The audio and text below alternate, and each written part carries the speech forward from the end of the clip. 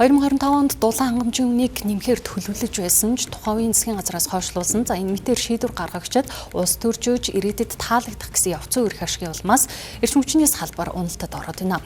За цаашид учрлын засгийн газар байдлыг бодитоор харж үйлдвэрлэж байгаа өртгийг худалдаж байгаа үндэ индексжүүлэн багаар ойртуулах нь чухал юм. За мэдээллийг эдийн засгийн болонд сэтгүүлч Уянга таймлан хүргэнэ.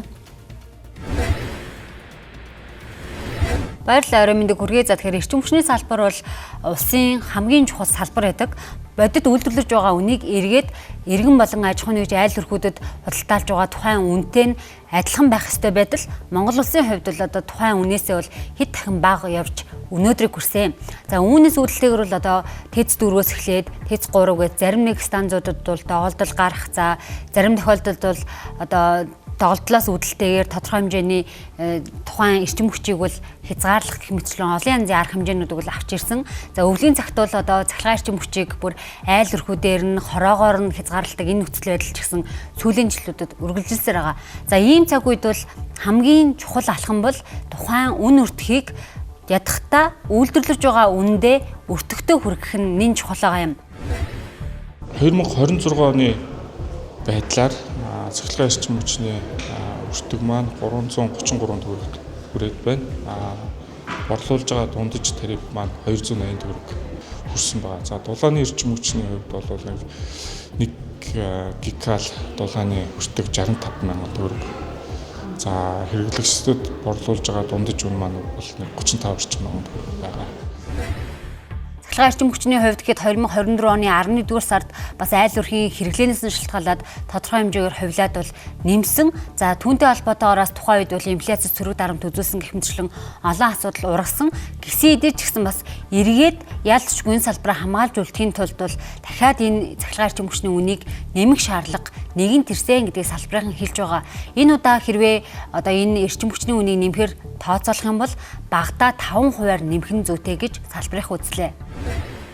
Бид нэр хэрэглэгчдэд төлбөрийн огцон ачаал үүсгэхгүй тулд бол маш алхуур бага хувиар тарифыг индексжүүлэх юм төлөвлөгөөтэй байгаа. За хамгийн ихдээ ер нь бол 5-аас бага хувиар л явах болов гэсэн юм тооцоол хийж байгаа.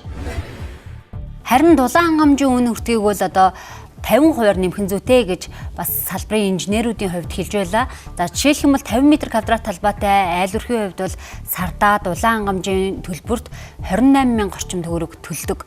Гэтэл энэ дүн нь бол тухайн бас үйлдвэрлэж байгаа өртгийн 50% гэсэн үг. Тэгэхээр энэ дүн дахиад 50%-аар өсгөх нь зүйтэй гэж хэлж байгаа юм. Жишээ нь 500 нийслэл 506 төгрөг метр квадрат нь та нар ингээд сард одоо 30 хоног туваад үзээрэй. Өдөрт 800 хэдэн төгрөг 900 төгрөг хүрэхгүй тэр ам бүл 50 м квадратад халуун дулаан хангалттай дулаанаар хангуулад ингээд амьдарч байгаа байхгүй. Гэтэл өртөг маань мэдээж 2 дахин өсөх ёстой гэж бодож байгаа. Өртөгтөө одоо төхийн тулд тэгээд 1000 гаруй төгрөг болох метр квадрат нь шүү дээ. Тэгэхээр ийм л болно тооцоо гараад байгаа юм. Тэгэхээр бид нар ядаад өртөгт нь одоо хүргээч. Бид нар тэ одоо найдвартай дулаан, цахилгаан, ус дулаанаар хангахын тулд бид нарт хангалттай явах уу? Ядаад зардлаа нөхөх хэмжээнд л байгаа ч гэсэн л одоо хүсэл байна шүү дээ. Монгол улсын хувьд 2021-ээс 2024 онд л гэхэд импортоор 2.4 их найт төгрөгийн эрчим хүч авсан байдаг. За мөн дээрэс нь импортын хараат байдлыг бууруулах зорилт бол одоо хүртэл хангагдаагүй гэдгийг энэ том мэдээлэлээс харж байна. Тэгэхээр энэ импортын хэмжээг бууруулах гол арга зам нь юу вэ гэхээр өнөөхөл яриад байгаа үн тарифын өөрчлөлт юм.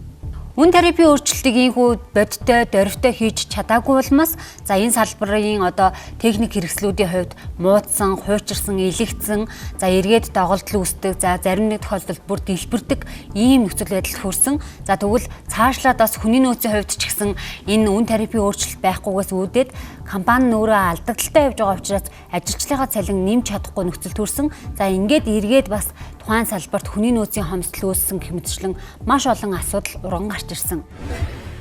Эрчим хүчний салбарыг яаж ачааллыг нь бууруулах вэ гэдэг дээр шинэ их үүрсүрийн асуудал яригдчихэж байгаа. Энэ үл тог таслахгүй аймагуудаа хүлдээхгүй байх үүднээс 5 аймагт бол яарвчлсан сонгон шалгаруулалтаар зөвхөн дотоодын компанид давуу эрх олгосон ийм 150 мегаватт за тэгээд 400 мегаваттын хураагууртай ийм хүчин чадалтай 5 станцуудыг байгуулах гэж байна. Хэрэгжих юм бол бид бол алтан нарныхаа гэрлийг цахилгаан эрчим хүч болгох хуваарлаж тийм ээ хэрэглэх ийм сайхан боломжууд бүрдэх юм аа. Цахилгаанаар дулааны эрчим хүчтэй хангамжийнхаа асуудлыг шийдэх ийм том боломж бас бүрдэж байгаа гэж ойлгож байна. За тэгэхээр альва одоо улс төрчлөлтөөс ангид байж эрчим хүчний салбар цахилгаан дулааны үнийг бол тухайн үйлдвэрлэж байгаа өртөгт нь хүрэх нь нэн чухал байна. Мэдээлэл хүргэлээ.